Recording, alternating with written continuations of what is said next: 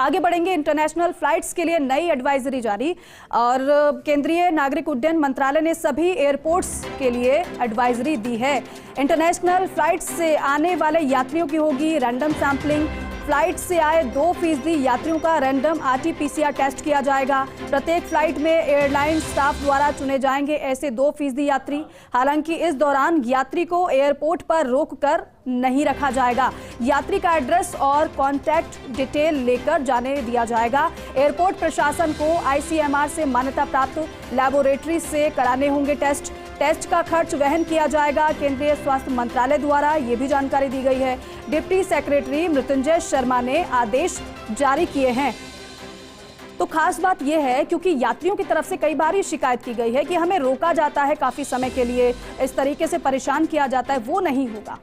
उनकी डिटेल ली जाएगी, उनका सैंपल कलेक्ट किया जाएगा, उसके बाद उनको तुरंत जाने दिया जाएगा। तो नई एडवाइजरी जारी कर दी गई है। केंद्रीय नागरिक उड्डयन मंत्रालय ने सभी एयरपोर्ट्स पर नई एडवाइजरी जारी की है। इंटरनेशनल फ्लाइट्स के लिए ये नई एडवाइजरी है, और इस नई एडवाइजरी में क्या कुछ कहा गया है वो भी हम आपको बता रहे हैं। काशीराम मेरे सहयोगी ज्यादा जानकारी देंगे इस पर। काशीराम, जरा बताइएगा कि किस तरीके से नई एडवाइजरी लागू की जा रही है और क्या कुछ इसमें और कहा गया है।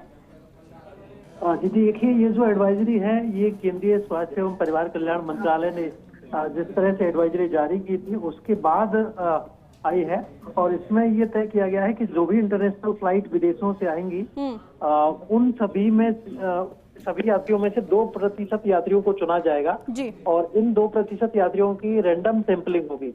यानी ये कोई भी यात्री हो सकते हैं जिनको की कंसर्न जो एयरलाइन है जिसकी फ्लाइट में ये यात्री आए हैं उस एयरलाइन को चुनना होगा, और फिर इन यात्रियों का एयरपोर्ट पर ही टेस्ट किया जाएगा, और इनकी जो कॉन्टैक्ट डिटेल है, एड्रेस है, वो सब नोट करने के बाद इनको यहाँ से जाने की अनुमति होगी, यानी रोक कर रखा नहीं जाएगा जी। तो इस दौरान जो यात्री हैं उनकी अगर रिपोर्ट पॉजिटिव आती है तो फिर उनको जीनोम सीक्वेंसिंग के लिए भेजा जाएगा, और यात्री को इलाज के लिए कहा जाएगा, और जीनोम सीक्वेंसिंग जो है उसके आधार पर यह तय किया जाएगा कि कौन सा वेरिएंट है जी। तो अभी फिलहाल जयपुर से अगर हम बात करें तो रोजाना करीब 6 इंटरनेशनल फ्लाइट संचालित हो रही हैं, जिनमें की 2 फ्लाइट दुबई से आती हैं, स्पाइसजेट और इंडिया एक्सप्रेस की।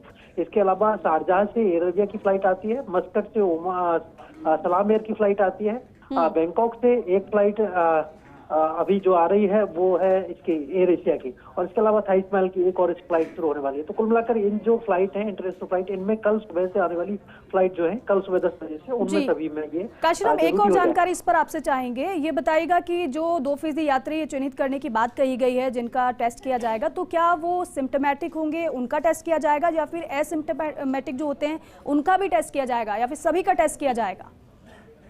जी देखिए, जो यात्री सेलेक्ट किए जाएंगे वो कंसर्न एयरलाइन पर ही छोड़ दिया गया है। इसमें ऐसा डिफाइन नहीं किया गया है कि सिम्टोमेटिक यात्रियों का होगा ये टेस्ट या फिर एसिम्टोमेटिक यात्रियों का होगा, तो दोनों को अभी डिफाइन नहीं किया गया। लेकिन निश्चित रूप से अगर कोई सिम्टोमेटिक होंगे तो उन्हीं यात्रियों को प्रायोरिटी पर रखा जाएगा टेस्टिंग के लिए, और ज्यादा भी हो सकते हैं। अगर ज्यादा सिम्टोमेटिक अगर यात्री होते हैं तो उनमें से ज्यादा भी टेस्ट किए जा सकते हैं। इसके लिए जो फैसिलिटी है वो एयरपोर्ट पर विकसित की जाएगी। एयरपोर्ट ऑपरेटर जो है जयपुर इंटरनेशनल एयरपोर्ट लिमिटेड, उनकी तरफ से फैसिलिटी विकसित करनी होगी, और यहाँ पर जो ICMR द्वारा जो अधिकृत लैब है उनके जरिए ये टेस्टिंग फैसिलिटी की जाएगी। चलिए ठीक है काशीराम, बहुत शुक्रिया आपका तमाम जानकारी के लिए।